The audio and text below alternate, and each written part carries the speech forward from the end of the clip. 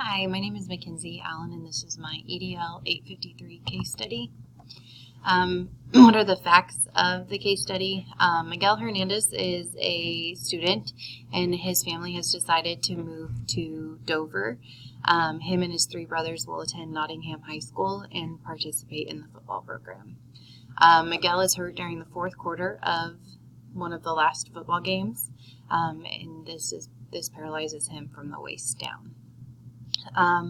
Upon Miguel's release to come back to school, the school counselor, Mrs. Guzman, and Miguel's parents meet and have a discussion about what will be needed for Miguel to be successful to come back to school. The only thing that they decide that will be needed is for him to have access to classrooms because he will be wheelchair bound. The first day of school, that when Miguel returns, he is asked to go speak to Mrs. Guzman. In the meeting, she presents Miguel with a new schedule, changing Miguel's biology class to a different science class. She tells him that this science class will will count as the science credit for graduation, and she tells him that the biology class does not have wheelchair access. Miguel's parents get frustrated by this information because they were not informed of the change. So they call a meeting with Mrs. Guzman and the principal. During this meeting, the parents bring an attorney who demands that he be put into a biology class, and they bring up the Section 504 of Rehabilitation Act. Report any legal or ethical issues. Under the Section 504 violation, you cannot deny someone access to a classroom based on a disability. And then he also qualifies for IDEA and ADA, the American Disabilities Act.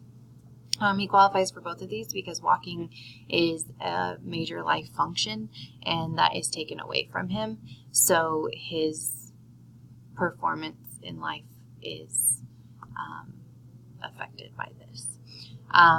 So under those three things, he is protected, and he cannot be denied access to something because of his disability.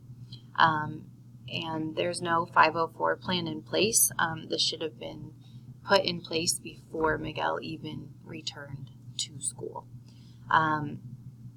The parents must be informed of the proposed change in educational placement. I understand that there isn't a 504 plan that states his educational placements, but if there were, this would be a violation of that.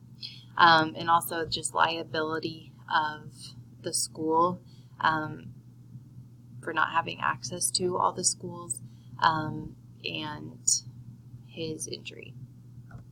What happened? Miguel is being denied biology because there is no wheelchair access to the classroom.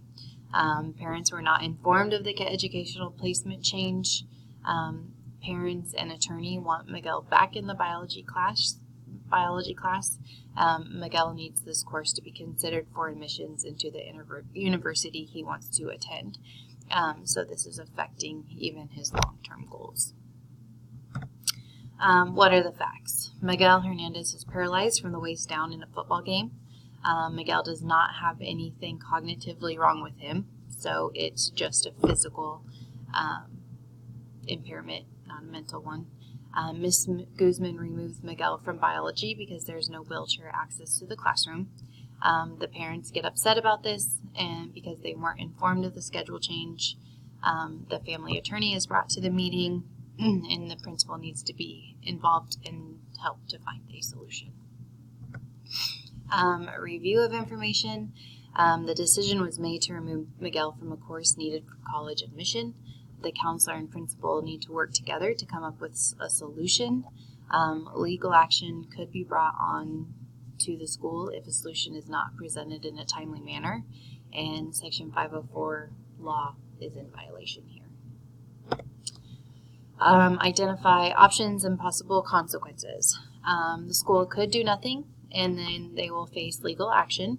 The school could move the biology class to a wheelchair accessible classroom. they could provide Miguel with another option to receive his biology credit, whether this be like an online course or like an independent study. Or they could allow him to take the biology a different semester, and this would allow them time to come up with an appropriate solution, whether it be make that classroom wheelchair accessible. It would just give them a little bit more time to find a solution. My evaluation options, pros and cons. Base legal option, pros, there's probably not very many. Cons, the school receives a fine, the community gets angry, parents get upset, Miguel doesn't receive his biology credit. The move the classrooms, pro, Miguel receives his biology credit.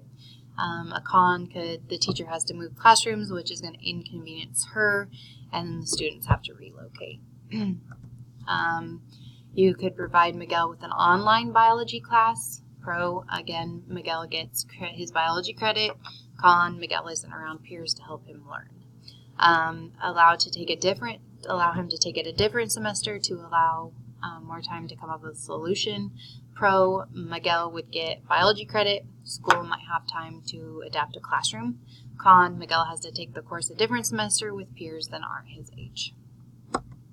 Final decision. I think the school needs to move biology into a different classroom that is wheelchair accessible.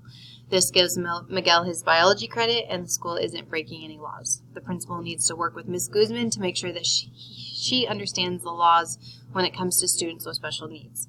The parents need to be contacted to inform them of the change in schedule. It also needs to be looked at on how to make all the classrooms in the school wheelchair accessible, because this is likely not the only student that the district will come into contact with that's in a wheelchair. Outcomes, the school gets legal action dropped. Miguel gets his biology credit in the least restrictive environment.